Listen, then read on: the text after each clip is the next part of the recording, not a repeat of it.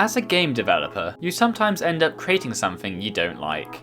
Especially if you do game jams, there will be one where you make something and then scrap it, or you run out of time and what you're left with is a buggy, unfinished mess.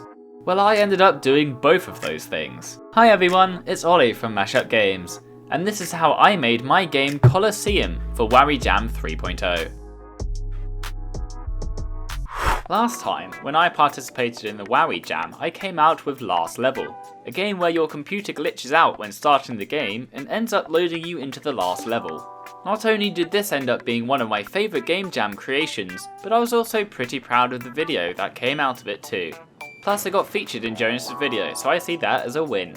Talking about Jonas, if you don't know him, he's the host of this jam and the host of his own YouTube channel that shares great game dev tips and development on his game Will You Snail. So go check him out after this video.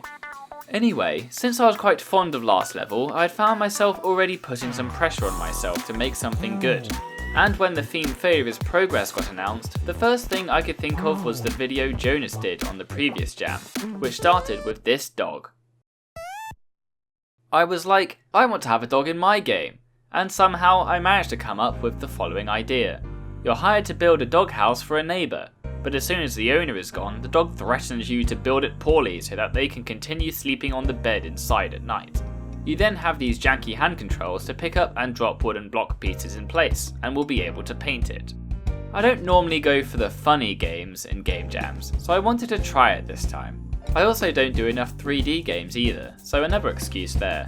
So I started with a very cubic hand, and added some basic controls where you use your mouse and scroll wheel to move it about. I also added some rotation in the hand to add to the loose feeling. But then I started encountering issues. I didn't like the look of the game. One of my non-conditional requirements for this game was to have a colourful unlit feel, so I started to use the universal render pipeline and looked up some tutorials, but for some reason I couldn't get the toon shading to work. No matter what I did, I needed some custom script to calculate the lighting in the scene, but my Unity just hated it. That a script you wrote? Nah fam, that ain't code, get that out of here. And after a good few hours trying to figure out why it didn't work, doubts started creeping into my head. Do I even know what I'm doing? What if I'm being too ambitious? How's the gameplay even going to work? And so, I scrapped that idea. I figured out the game idea, though it does sound fun, was very vague on what I actually wanted it to be. And also I didn't want to waste a lot of time modelling and rigging a hand, so I thought it best to just do something else. But the biggest problem is, now I have no idea what to do. I had ideas that I could have done something with, but they weren't good enough to properly go for it. One idea I had was a game where if you land on spikes, they would propel you upwards as if you had jumped on a trampoline. But since Last Level was a platformer, and the last game I made was also a platformer, I wanted to do something other than a platformer this time. And so I went to bed with a whole 8 hours wasted and nowhere to go.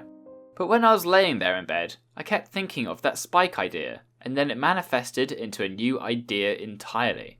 What if you take the idea of dangerous hazards giving you knockback and change the dimension?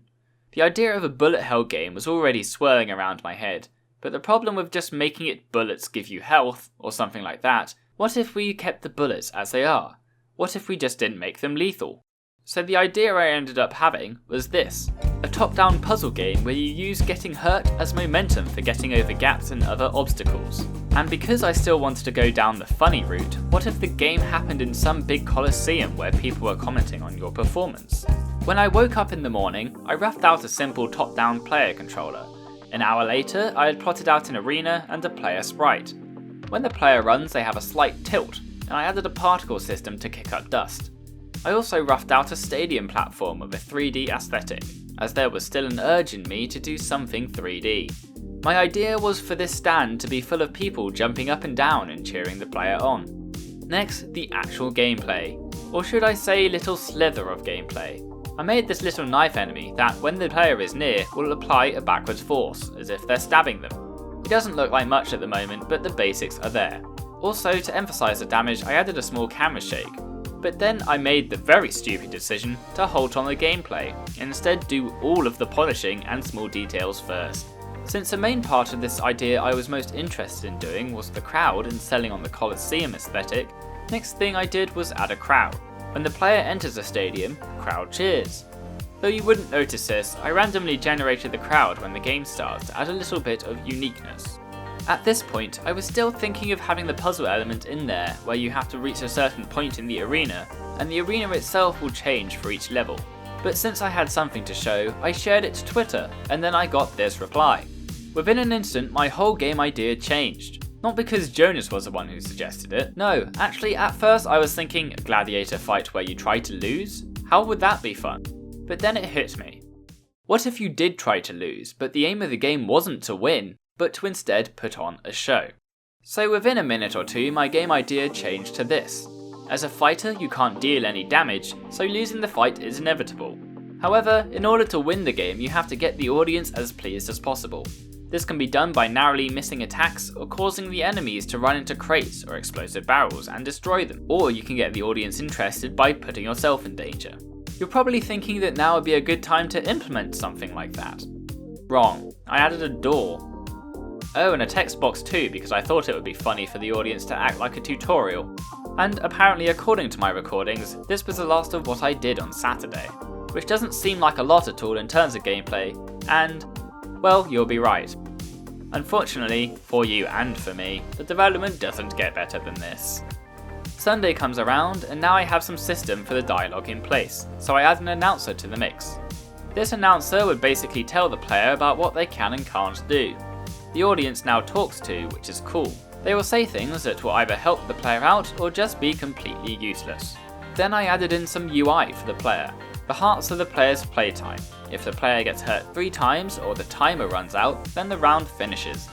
I'm also using this entrance here to introduce the enemies the player will fight, but found out that if the player was close to the door, then an enemy came out and they can trap the enemy in it.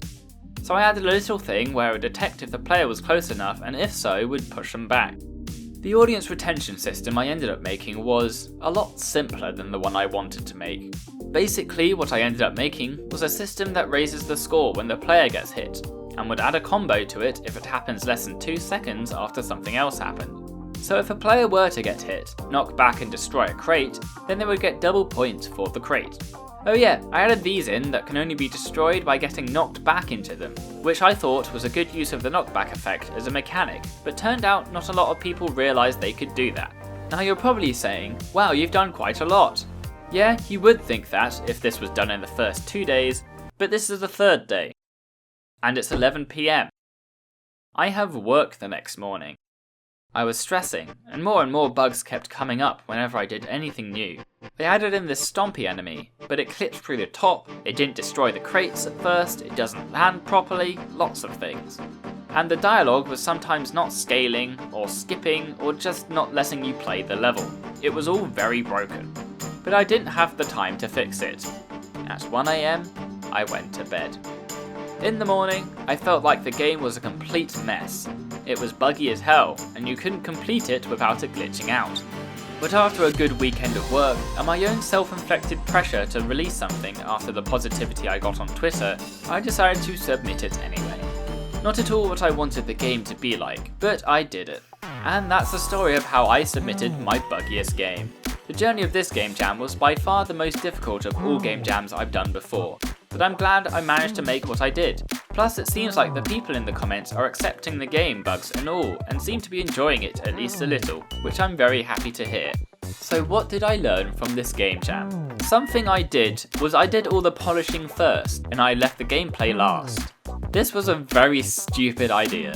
For a game jam, the first thing you should do is have the gameplay there. If you don't have the gameplay there, then you don't have a game. My advice to everyone is advice I normally follow myself, but for some reason I didn't this jam, is that you have to make your gameplay first and your core idea of what you want. Then you can expand on polishing if you have time, but at least then you have a game to submit. But that's all from me. If you've liked this video, then please like and subscribe. It really helps the channel reach more people. And go check out some games from the Wowie Game Jam. There are some really good games there that are a lot better than mine. Anyway, this is Mashup Games, signing out.